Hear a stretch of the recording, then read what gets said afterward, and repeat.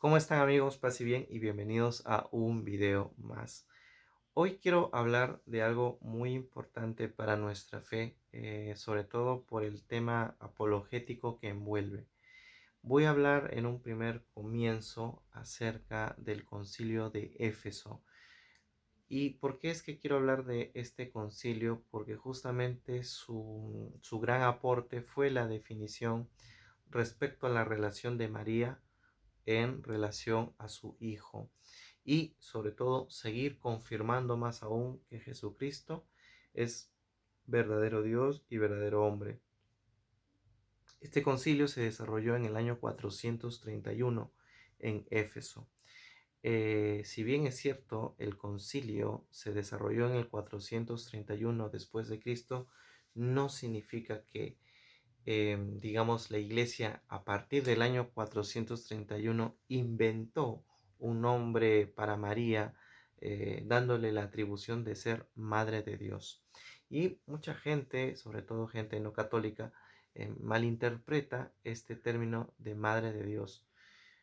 La gente desinformada piensa que nosotros los católicos, al definir que María es Madre de Dios, le estamos volviendo en un ser más importante que Dios, en un ser superior a Jesús, en un ser, no sé, hasta incluso divino. Eso no es así. La maternidad divina que tiene María respecto a Jesús no busca darle protagonismo a la Virgen María, sino más bien seguir confirmando más aún lo que las Sagradas Escrituras mencionan y hablan de la naturaleza divina y humana que comparte Jesús al mismo tiempo, ¿verdad? Entonces, eso es importante mencionarlo. Vamos a hablar un poco acerca del concilio y luego vamos a citar eh, algunas citas bíblicas para confirmar esta idea. Lo que hay que entender es de que si bien es cierto, el título de María, Madre de Dios, se instaura en el concilio de Éfeso en el año 431, pero sin embargo ya los cristianos del siglo I, segundo, tercero y cuarto ya hablaban y mencionaban que María es Madre de Dios. ¿Qué podemos decir al respecto? Por ejemplo, cito a San Ignacio, obispo de Antioquía, que fue discípulo de San Juan y de San Pablo, menciona lo siguiente: existe tres misterios sonoros en la revelación. En primer lugar, la resurrección de nuestro Señor Jesucristo. En segundo lugar, su crucifixión. Y en tercer lugar, el nacimiento de Dios a través de María. Tres misterios sonoros, tres misterios importantes. Vemos que ya desde el siglo I, una persona que se instruyó por los apóstoles detectaba y se dio cuenta que María es muy importante en la historia de la salvación y no es cualquier mujer, porque es la única mujer que será honrada, venerada de generación en generación por los siglos de los siglos, como lo vemos en el Magnificat, que habla la misma Virgen María, ¿no? Alaba mi alma y proclama la grandeza del Señor, ¿no? Porque hizo grandes cosas en mí, ¿no? Grande es su nombre, ¿no? Y me llamarán dichosa de generación en generación. Entonces vemos que incluso el Espíritu Santo a través de Isabel confirma que María es alguien única y es especial para Dios. Por eso decimos eh, en esta oración del Ave María la parte del saludo del ángel y también la aclamación de su prima, que dice: bendita eres entre todas las mujeres y bendito es el fruto en tu vientre, ¿no? Que es finalmente Dios que se está desarrollando dentro de ella. Un poco el contexto. ¿Qué había pasado? La iglesia había ya salido de un primer problema que en verdad siguió desarrollándose con el arrianismo. El arrianismo es una corriente cristiana herética que proponía de que Jesús no era Dios. Cuando se desarrolla el concilio de Nicea, van habiendo como que otras vertientes, y la gente que seguía estas corrientes heréticas, además de no confirmar de que Jesús era Dios, también había otra corriente, ¿no?, que postulaba de que efectivamente Jesús sí es Dios, pero fue convirtiéndose Dios paulatinamente. Por lo tanto, lo que había nacido de María era simplemente un ser humano que con el tiempo se fue convirtiendo en Dios.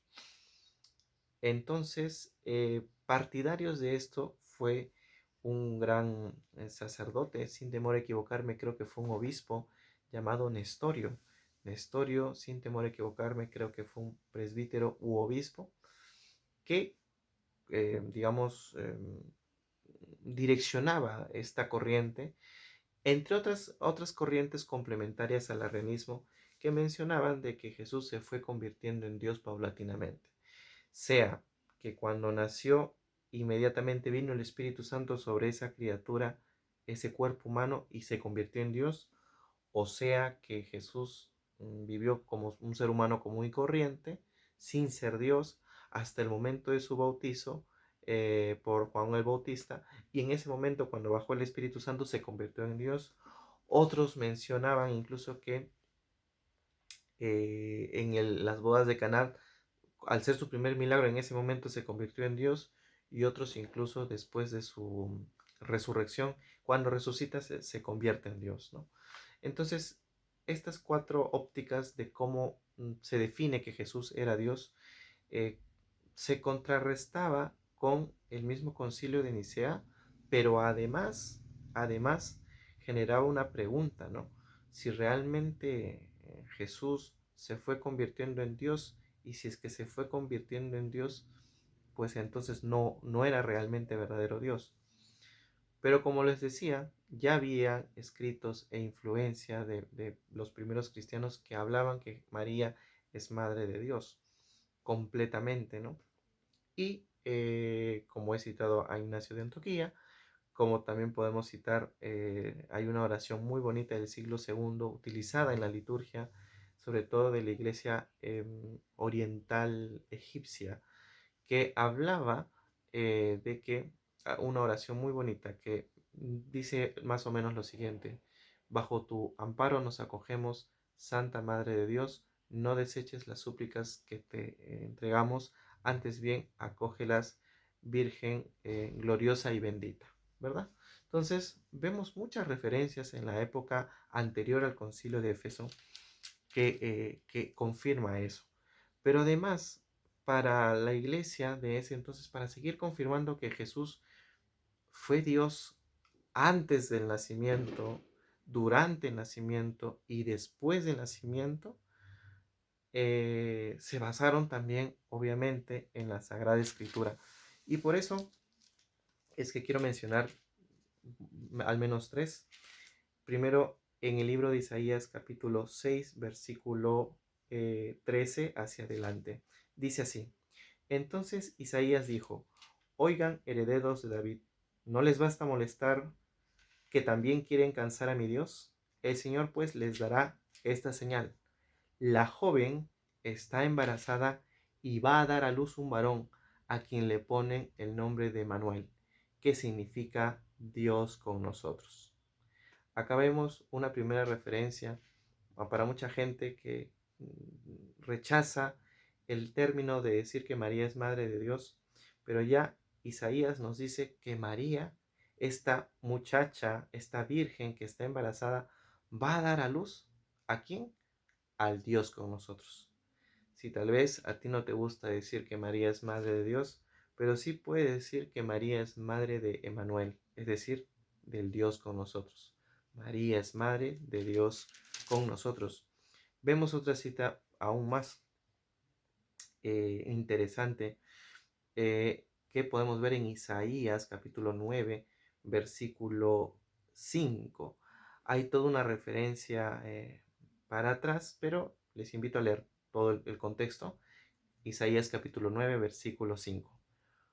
Porque un niño nos ha nacido, un hijo se nos ha dado, y le ponen el nombre del Rey distintivo. Proclaman su nombre: consejero admirable, Dios fuerte, Padre que no muere, príncipe de la paz.